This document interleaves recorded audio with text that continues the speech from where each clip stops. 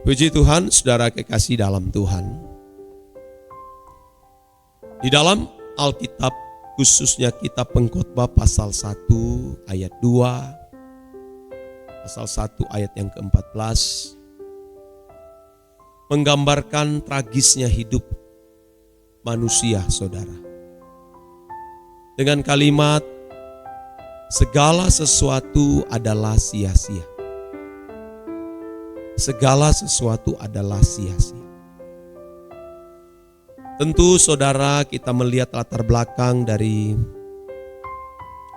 kitab Pengkhotbah ini, ya tentu adalah seorang raja keturunan Daud, dan juga seorang terhormat dan kaya raya.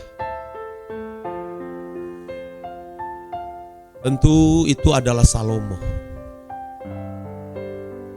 Dia yang mengakui bahwa kehidupan manusia yang telah jatuh dalam dosa ini sungguh tidak bernilai.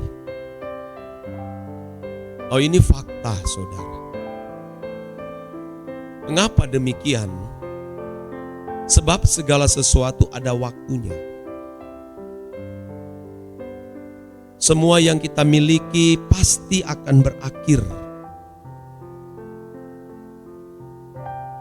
Apakah itu kecantikan, pasti berakhir. Kegagahan akan berakhir. Segala sesuatu akan berakhir. Oh, kita cantik, ganteng, kaya, raya, semua pasti akan berakhir. Itu sebabnya saudara, kita harus memikirkan akan hal ini. Kalau seorang keturunan Daud, Raja Salomo ya saudara, yang memiliki kekayaan yang tiada tara, dengan jumlah istri 700, jumlah gundik 300, itu yang tercatat. Saya tidak tahu berapa yang tidak tercatat, saudara. Dia betul-betul menikmati semua kesenangan, keinginan daging, dengan kedudukan kehormatan yang begitu mulia, saudara. Tetapi ternyata semua adalah sia-sia. Jadi betapa tidak bernilainya manusia yang telah jatuh ke dalam dosa tersebut. Emang kalau kita melihat ya keadaan Salomo, makin dia kaya, makin dia sukses, makin terkenal, dia makin jauh dari Tuhan. Semua itu ternyata bisa menyimpangkan Salomo dari hadapan Tuhan.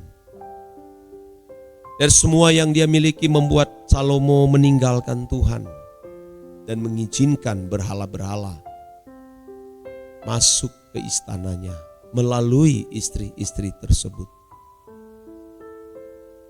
Ini benar-benar tragis dan sungguh melukai hati Tuhan. Oleh sebab itu, saudara kekasih dalam Tuhan, kita harus bersyukur kalau Tuhan mengizinkan kita mengalami yang namanya duri dalam daging. Pergumulan, persoalan yang terus silih berganti, bahkan ada yang sampai mati pun tidak lepas dari pergumulan dan persoalan hidup yang dialami. Bagi kita tentu sebagai orang percaya ini adalah suatu kebahagiaan. Dan kita harus bersyukur terhadap keadaan-keadaan itu Tuhan izinkan kita alami. Mengapa? Sebab kalau kita diperkenankan Tuhan menjadi orang yang terhormat, kaya, sukses, semua ada, potensi untuk jatuh ke dalam dosa seperti Salomo ini sungguh luar biasa peluangnya, saudara. Tuhan tahu setiap masing-masing kita Jadi kita tidak tahu tentang diri kita, tapi Tuhan tahu. Jadi bagi Bapak Ibu Saudara sekalian yang diizinkan Tuhan ada duri dalam daging seperti Rasul Paulus, itu bersyukur. Yang bahaya kalau sampai saudaraku, orang tersebut tidak mendapatkan masalah-masalah atau pergumulan, potensi berbuat dosa dan meninggalkan Tuhan terbuka lebar. Ternyata saudara, dari semua peristiwa-peristiwa itu, yang itu sangat melukai hati kita, perasaan kita, itu Tuhan sedang mengajarkan jalan-jalannya, saudara. Dan betapa beruntungnya melalui semua itu jiwa kita terselamatkan. Karena tidak ada cara lain Allah menyelamatkan manusia yang telah jatuh ke dalam dosa dan yang telah terikat dengan percintaan dunia ini, kecuali Tuhan mengizinkan masalah-masalah dalam hidup. Kenyamananmu diganggu oleh Tuhan, nah itu beruntung saudara. Kadang memang Tuhan pukul kita sampai kolaps demi jiwa. Karena Tuhan sendiri yang mengatakan apa artinya orang memiliki seisi dunia ini, tapi kalau jiwanya binasa, tidak ada artinya. Kalau di dalam kitab Yakobus pasal 1 ayat 9 sampai 11 dikatakan, baiklah saudara yang berada dalam keadaan yang rendah bermegah karena kedudukan yang tinggi.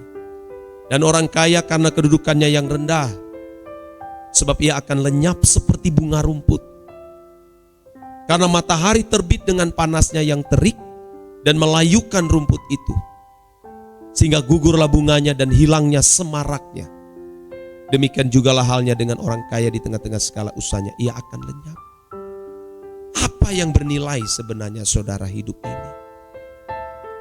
Apa yang kita kejar saudara? Semua sia-sia, bukan berarti kita tidak boleh memiliki kesempatan untuk itu. Tapi untuk apa? Kalau hanya untuk kita mencari kemegahan, mencari kesemarakan dari hal-hal itu, betapa rendahnya nilai manusia.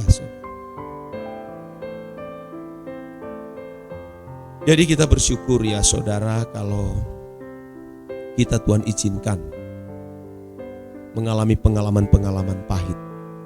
Kita tidak dihargai, tidak dihormati. Itu bersyukur. Jangan marah saudara, jangan marah. Allah pasti akan mengizinkan itu. Ada di lingkungan orang-orang yang melukai hatimu, sebab besi menajamkan besi. Sesama menajamkan sesama, demi menyelamatkan kita, manusia yang kekal ini. Oleh sebab itu saudara, kita harus merespon dengan positif setiap peristiwa-peristiwa yang terjadi dalam hidup kita.